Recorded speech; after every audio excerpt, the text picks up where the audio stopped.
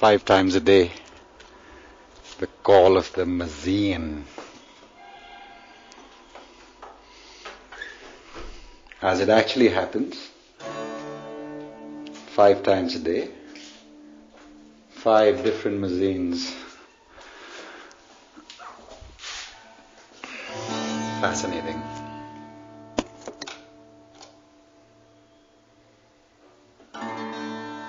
Today is the 15th of April, tax day in the US. And I remember from my time there and my general discomfort with systems and especially with paperwork. And most especially with paperwork where the squares were really tiny, the ones that you had to fill. And my God, I've given so much money to tax prep people for the simplest of returns just because I couldn't handle it. And of course, I was always there on the 15th of April getting it filed from what was their name?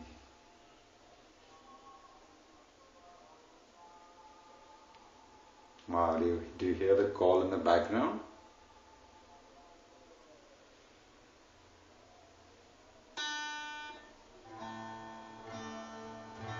So, my commiserations to all my American friends, everybody actually, on this day. You know, the beauty and the tragedy of the situation is that neither death nor taxes are inevitable.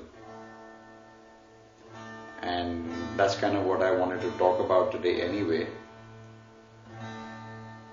I got an email from a friend that really made me think. And the theme of what I wanted to talk about was why it's never too late. So I have a couple of personal anecdotes to share and a couple of very pivotal anecdotes from the world at large that really show why it's never too late.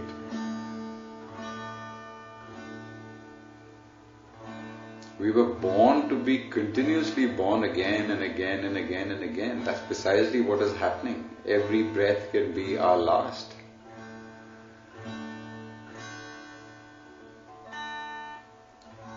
But I'll dwell more upon that after a little bit of this.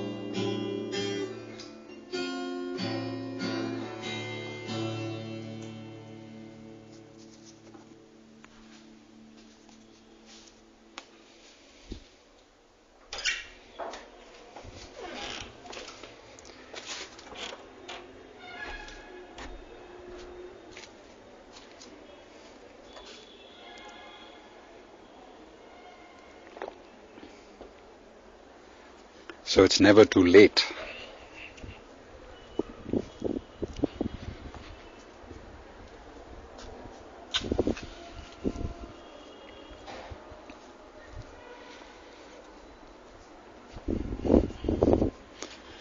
Much as we may have a difficult time admitting this to ourselves, it's probably a very common refrain in all of our lives.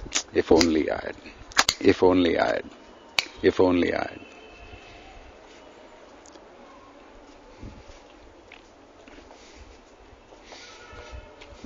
And that leaves a trail of too lates, too lates, too lates in our wake.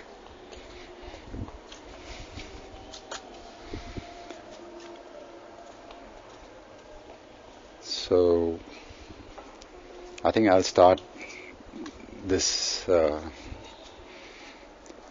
little dialogue with what I consider to be one of the most pivotal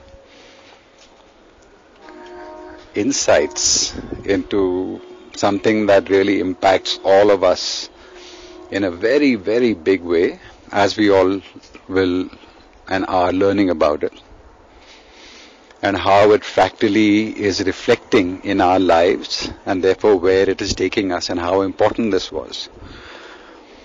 So there was a gentleman by the name of Dr. Pallav Keshav Bhatt from Karnataka, the state that I live in, from a town called Shimoga, not too far away from here.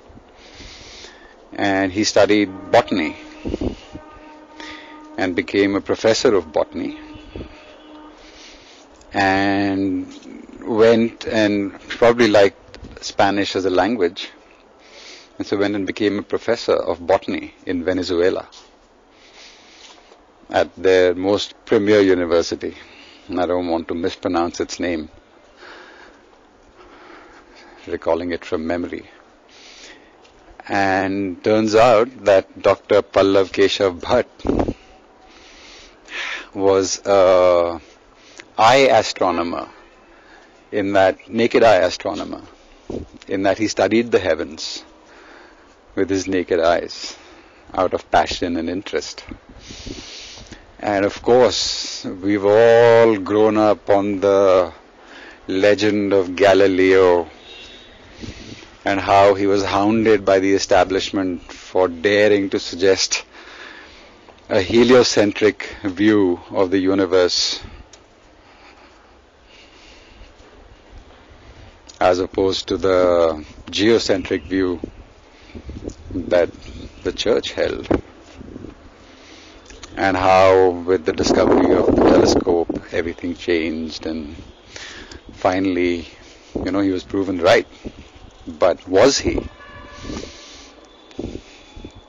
Or the big question is, was he right for the time? So Dr. Pallav Keshav Bhatt noticed something really strange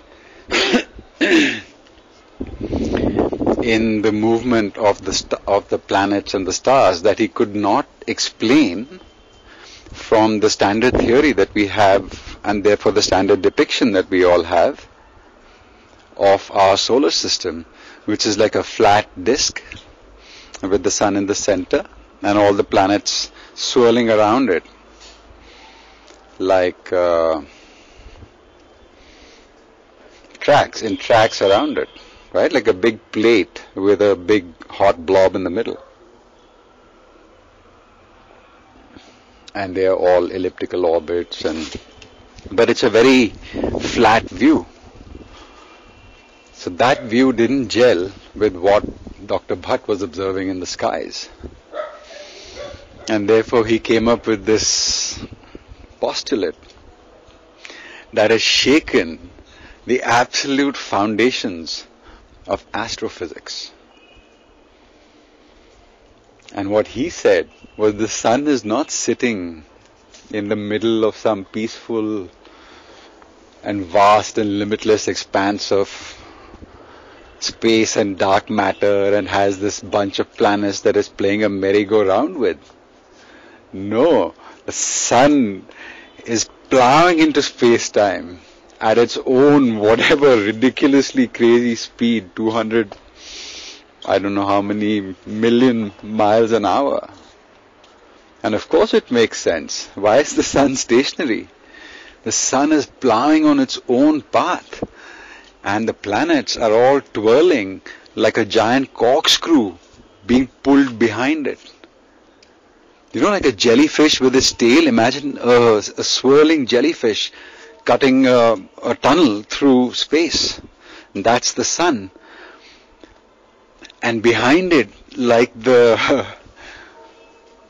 arms of the jellyfish, imagine what they would be doing, is the planets just about keeping up.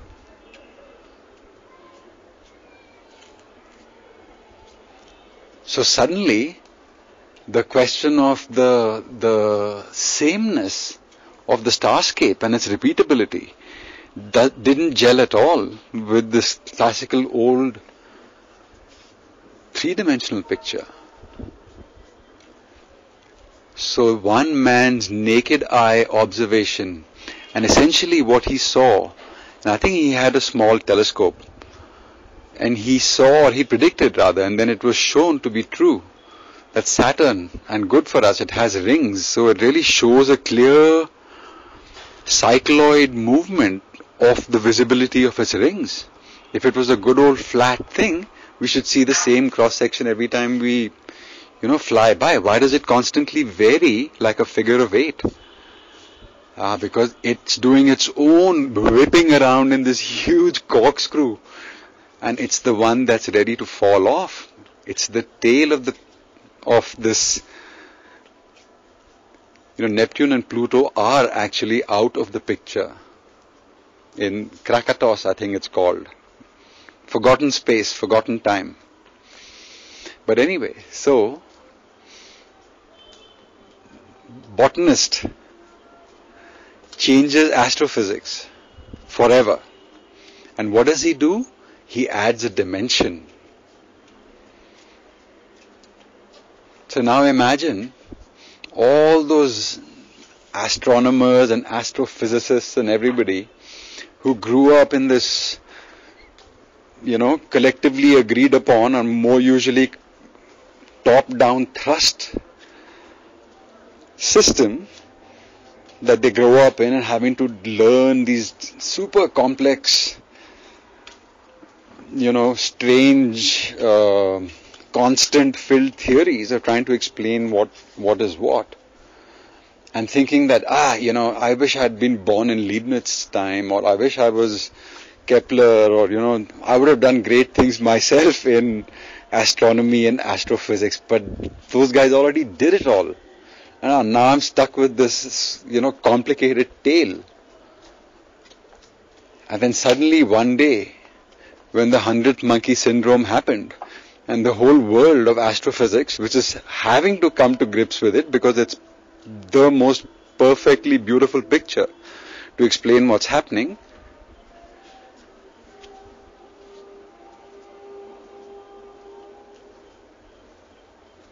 that a whole dimension basically got added. And now they can all play again anew. A 65-year-old astronomer has got whatever number of years of observations, and now he has a new pair of eyes, even if it's his inner eye. So was it too late? Not at all. Something had to evolve to the degree that a flush of newness goes through the system. And of course it's a dimensional shift every time. That's how space unfolds. Dimensionally, right? You go from a dot, or basically nothing, which is an anomaly. There is no such thing as nothing. To a dot, to a line, to a circle, right? It's all dimensional unfolding. So now, what did it represent for us as a species and as a people is that our collective vision deepened by an entire dimension. Do you see the point? That we went from having a flat view of this thing that we live in, critical for us to understand it properly and its energetics, has suddenly been shown to us anew. And so one man's insight suddenly added an entire dimension to everybody's existence. It changes everything. It's amazing, the true picture is that the sun is plowing through, and what is leading it, like the head of the jellyfish? And this is really going to blow your minds. It's the 12 constellations, like a clock dial. That is the mothership of the stars. That is the greater movement of that whole system. And thus its constancy. They in and of themselves are related to themselves in that way. And they are the crown. And the sun is plowing into the middle of that. And something lies on the other side of this. Through this star gate. That is the star gate. That the sun is... Oh, by the way, you keep hearing this bamboo. It's something I use for my own kind of system that I've enveloped to keep myself fit. Very interesting actually, but that's for another day. So I'm harping on about this because I think it's really important now that I've said so much for you to try and visualize it. So think a jellyfish and then a crown, and in front of that crown or on top of the crown, something that is pulling this entire thing through the fabric of whatever space-time, whatever you want to call it. Just compare that vision to the vision of, a central sun and a bunch of stars spinning around it, and the sun doing a, faster spin, but nothing spectacular.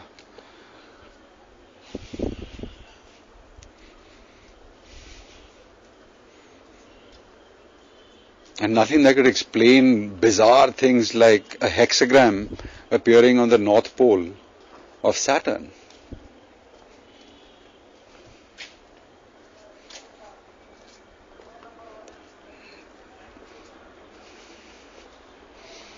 So hyperdimensional physics had been waiting for Dr. Keshav Bhatt's insight to now suddenly make sense, and a lot of things about what's happening everywhere can be explained amazingly.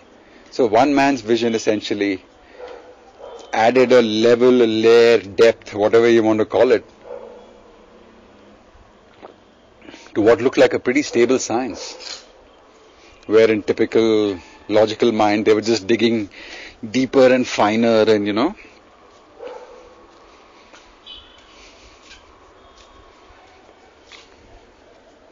it's kind of like hitting the reset button, going full speed ahead. But it was never too late for all of those people who had given up.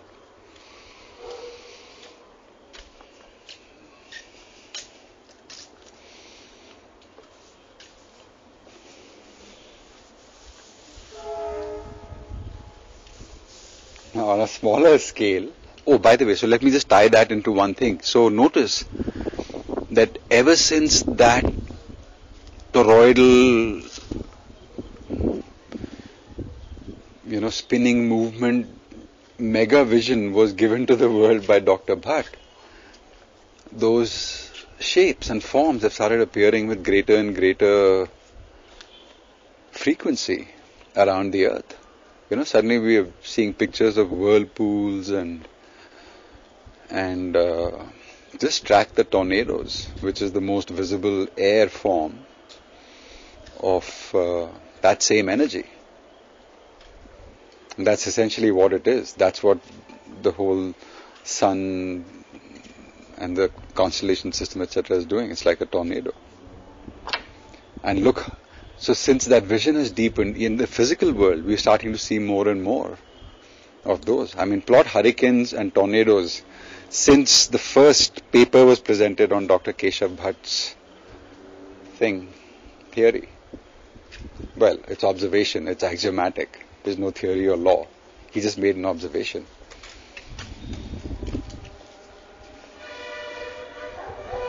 And you'll see that it's true.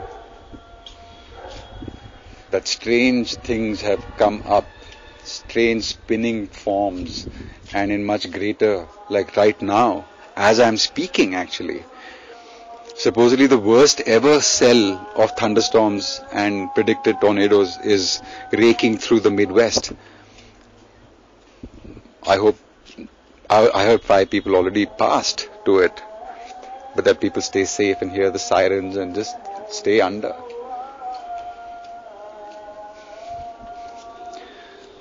So the point is that we have been shown by one man's insight and now by the universe itself and our deeper and deeper understanding of this new form.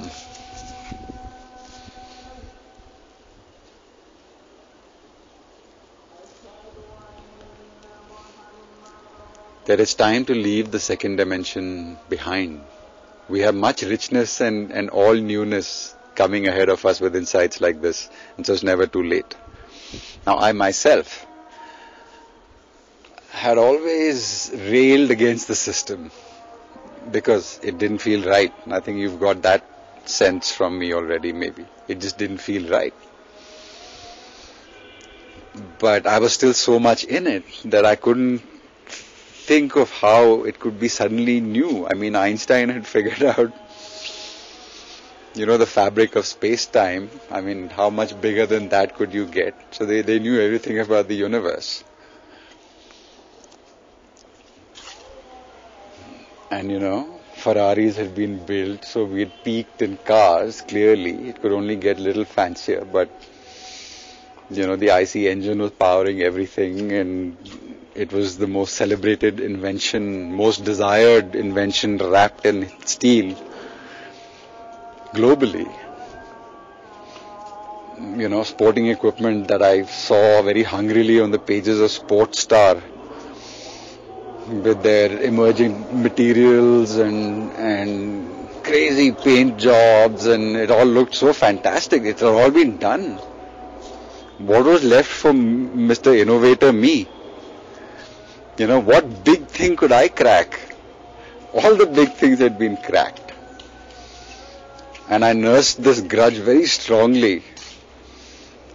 But what it did do is it made me constantly push against the system. It made me constantly push against the system.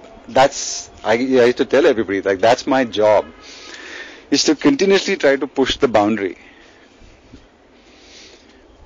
Even though everything had been done.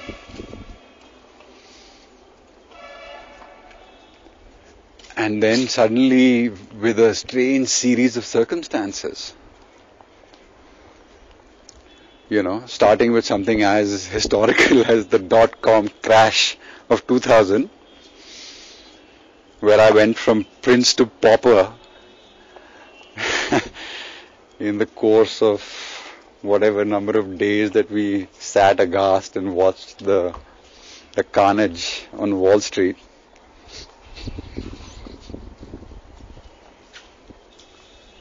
And where that took me, the people that put in front of me, and my vision started deepening and deepening and deepening, because suddenly I was meeting people who were doing things differently, at least, away from this corporate whatever world that I was in. And so my own vision deepened, my music deepened, and my sense of things and myself and everything started deepening. And then I saw this movie, The Chronicles of Narnia. And that's what it takes. Some last little push.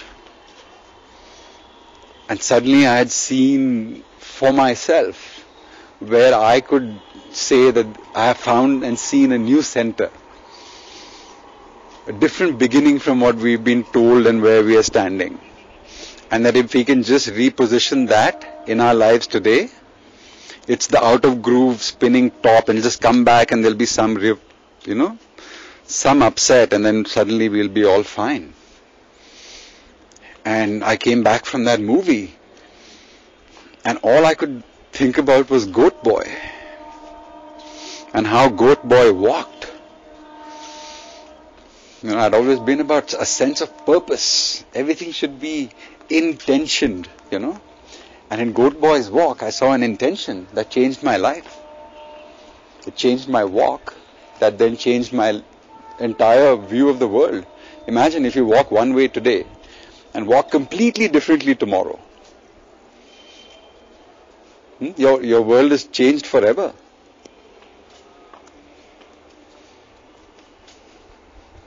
So it took my straining against the system for me to be ready.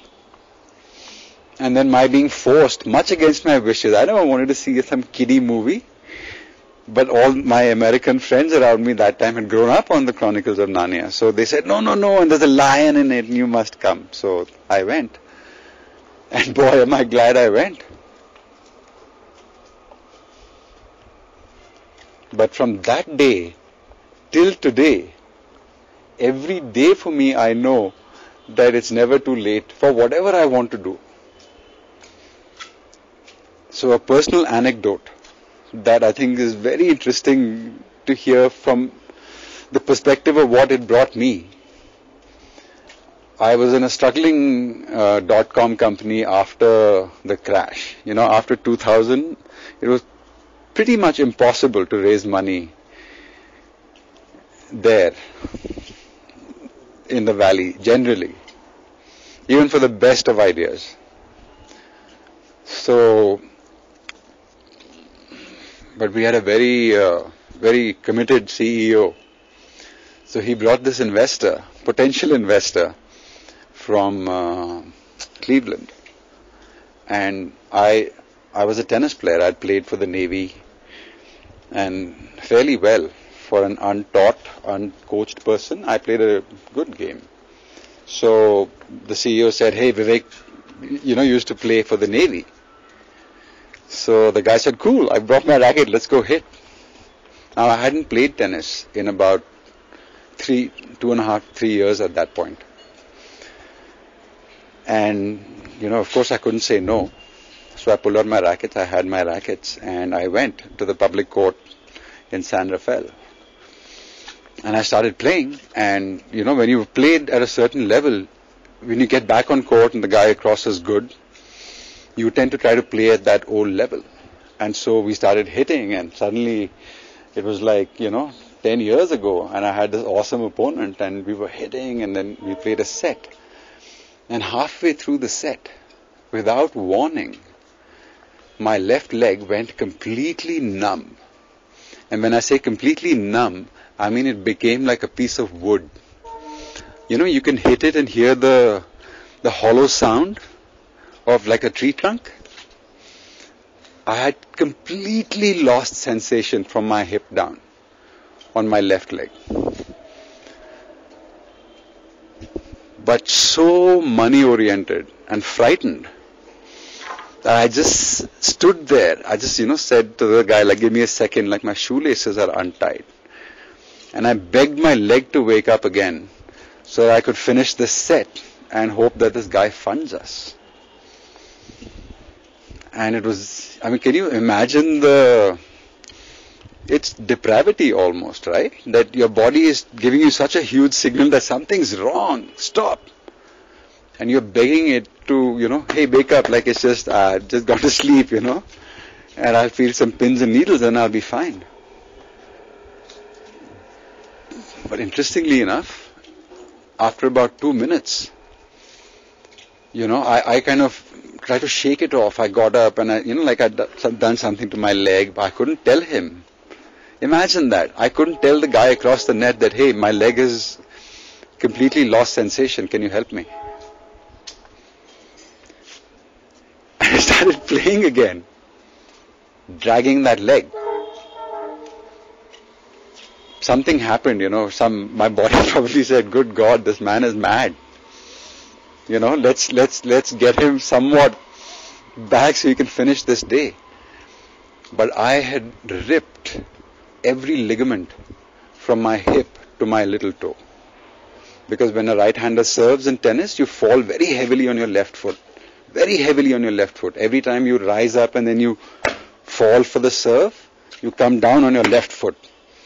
And because I hadn't, exercised or played in 3 years, my left was completely weak.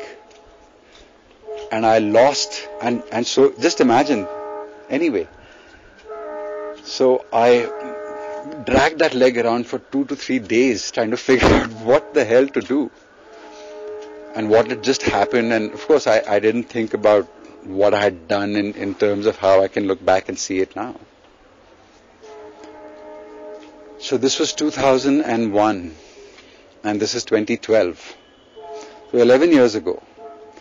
And it's just in the last month, after incessant inward journeying, that I have finally managed to reach at least most of the places that had fallen asleep.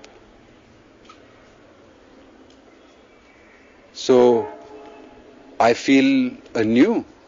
I have a whole side back that I had given up and completely become a right-oriented person to try to just say, hey, it's okay, whatever, it's fine. But my entire left system has been lying asleep for 11 years, waiting for me to come to a point where another, manner of walking was shown to me, that then finally took all of these muscle sets and made them work again in the way they were meant to. And I started to feel my left leg again. So imagine at 45, I feel like I can go and play any sport like I was a 20-year-old.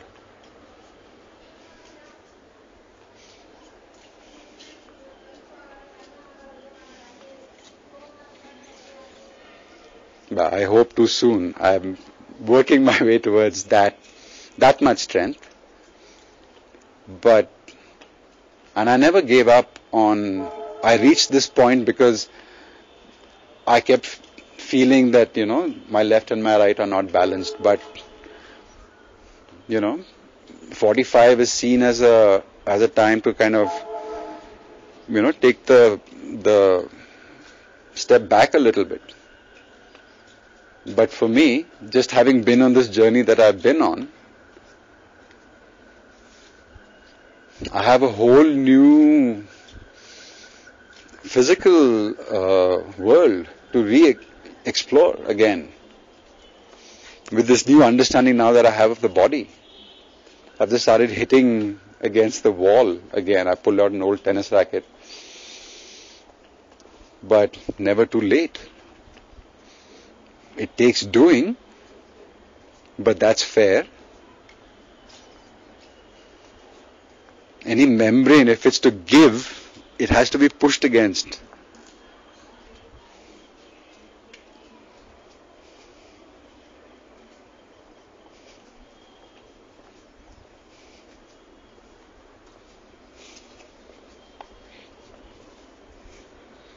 I can say the same for my music too. I struggled with maybe 2 lessons here and 1.5 lessons there and 3 lessons here, trying to learn to play the guitar in the way that my guitar heroes played the guitar. And then during this same journey that that started for me after the company that I gave up my left leg for, which of course ran out of money 3 months later, that guy did invest. So, $150,000 came courtesy me putting my left leg out of commission. But 3 months later we were done, and then we were all down and not out, but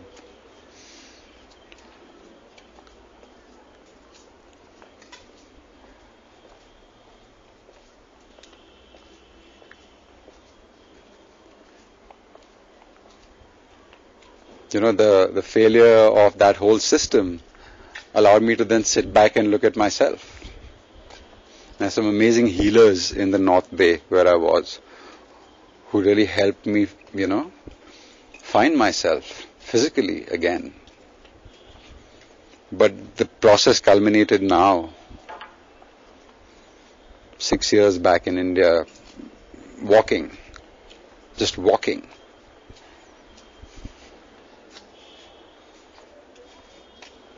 But anyway, my music, till I came to a point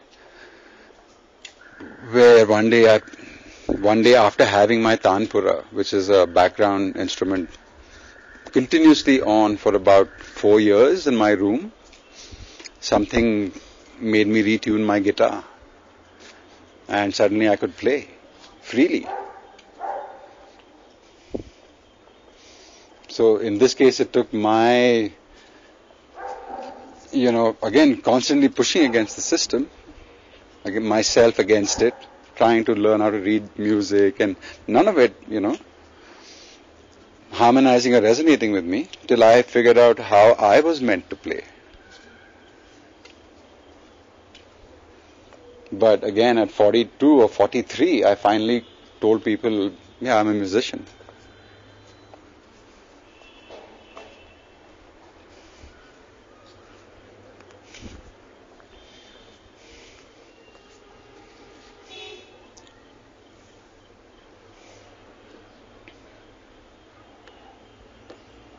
And there are endless stories like this.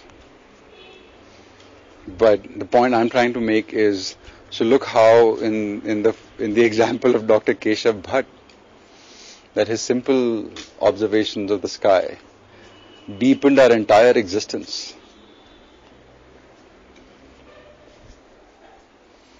And changed the playing field, deepened it, enriched it, with a simple twist of how we saw the world.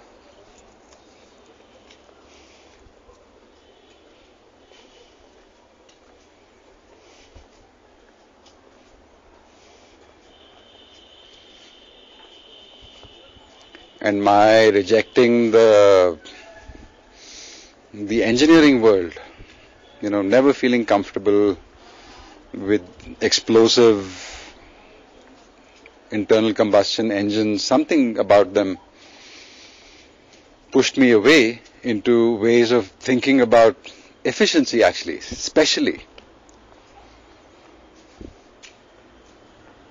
They're really inefficient creatures, internal combustion engines. And that took me on a very interesting dive into what does efficiency mean, and how is energy applied, where is it generated, how does it get expended. And suddenly I have a whole new world of vehicular ensigns open to me.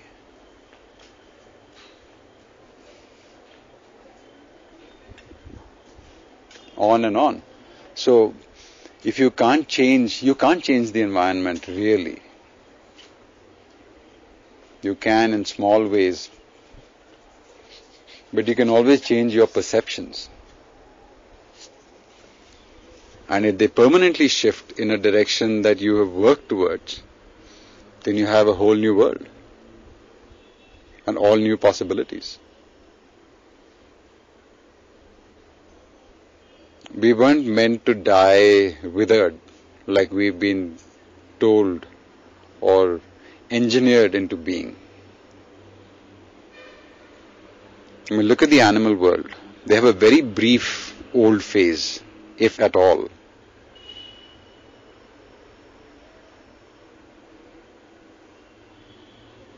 And why?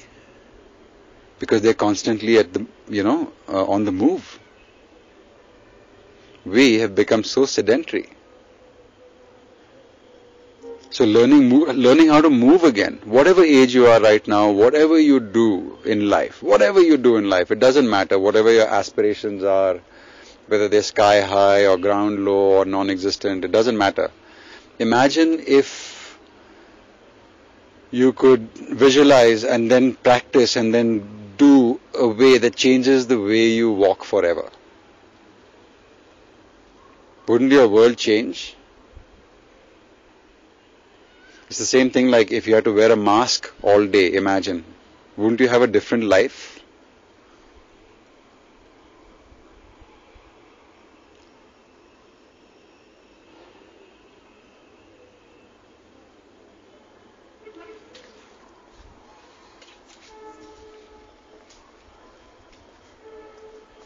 And even as we grow older, we always have art to share. Everybody is artistic. It's just making the right connect. And if you are so practiced, then at least you have wisdom to share. I mean, Keshav Bhatt gave out this thing in, he died a couple of years ago, I think. I don't know exactly when. Unrecognized in India, by the way. Celebrated in Venezuela, unrecognized in India. Till recently. But the man, he doesn't stand on the shoulders of any giants. He created his own giant personage.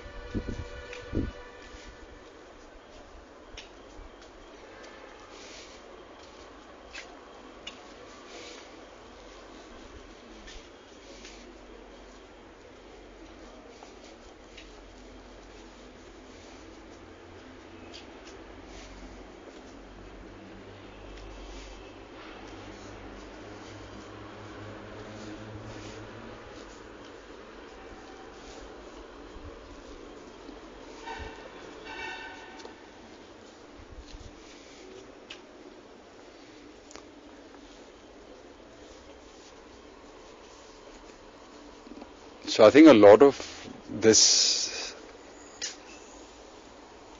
change of attention has to be to stop looking. By the way, I don't know if I left an incomplete thought back there. It happens sometimes.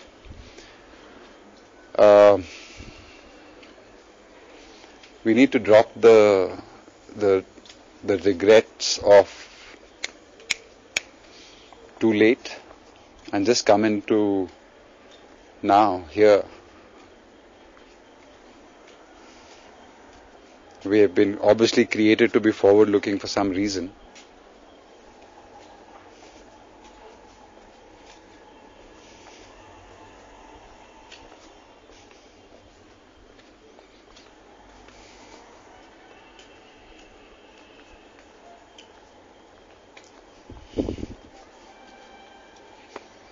I'll tell you, all of you who get to hear this, 3 very simple ways to change your life. Quit wearing shoes if you can help it, unless it's a wintry place. Then find shoes that really make sense. Quit wearing belts. Belts strangle one of the most important crossover points. The great X that we are. It's on top of that we put a massive symbol of something that somebody else has designed for us. And plus it's a dead animal's skin without any purpose usually, but fashion.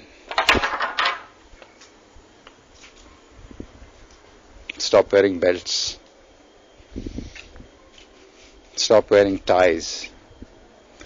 Ties are made with the same knot that is otherwise known as the hangman's knot. Why would you put, I've done it, always felt super uncomfortable again. I'd always fall asleep if I had a tie and a suit on. And I've been in many situations where I had to be back then. Why would you put the hangman's noose voluntarily around your neck every day? Look at the action of tightening the noose around your neck.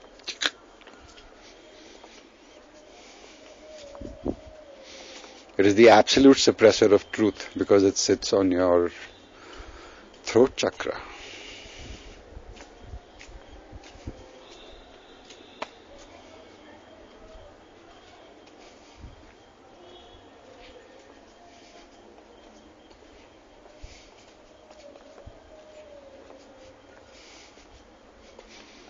And women, lipstick. I've told a few people around me that wear lipstick, that just look at the Look at the physical visual. And then just do a little study into who designed this lipstick. What does the lipstick itself remind you of? And when you twirl out the tip and put it to your lip,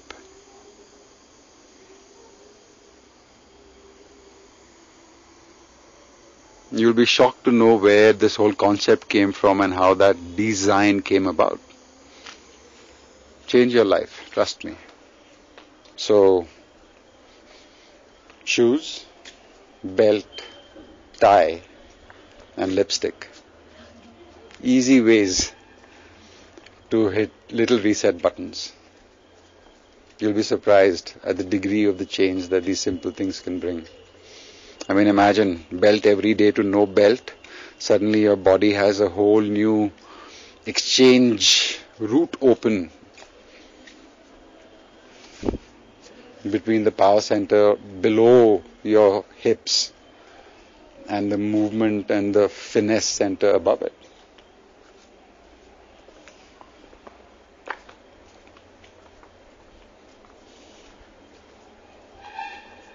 The belt is a military invention, by the way.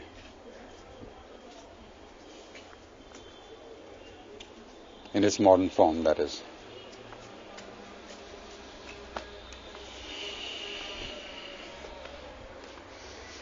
I had one other, yes.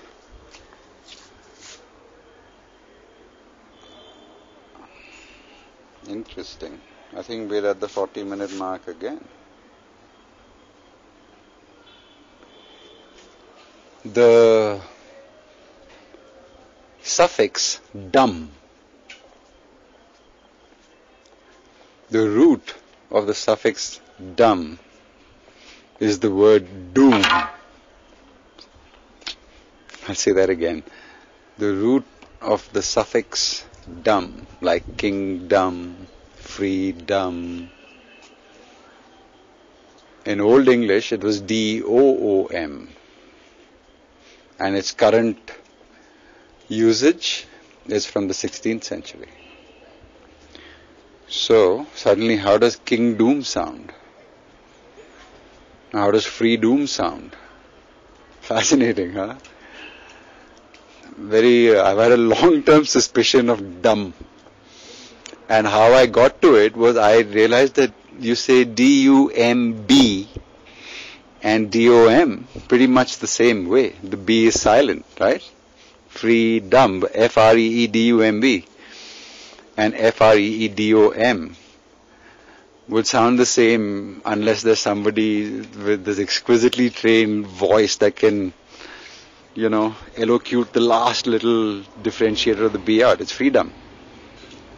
Freedom, freedom, freedom.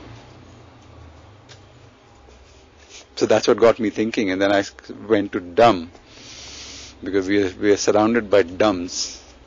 That sounded like bad English. We are surrounded by dumbs. And dumb is doom. So, we are giving them their free doom, is what they're saying, while saying we are giving them their freedom.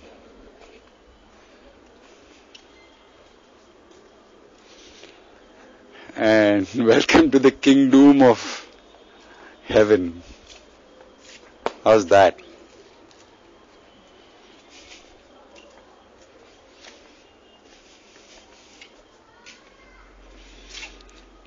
I thought that was a fascinating twist, because the animal kingdom, and it's really true. Etymology, etymonline.com. It never fails to surprise me anymore.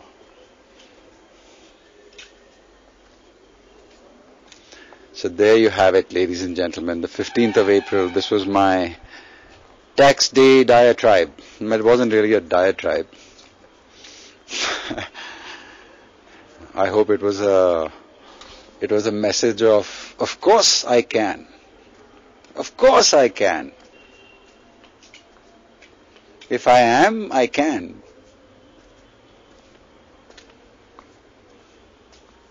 You actually don't have a choice. It's this weird turnaround that we have in our lives, that what we think we are resisting, we are actually helping, and what we think we are helping, we are actually resisting. It's all upside down.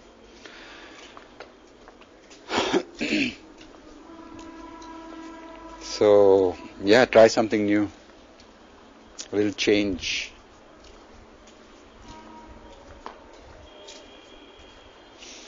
One of my constant things to myself is you better bring the change on before somebody pushes it on you. Try it at least. Try everything in little doses, homeopathic doses at least.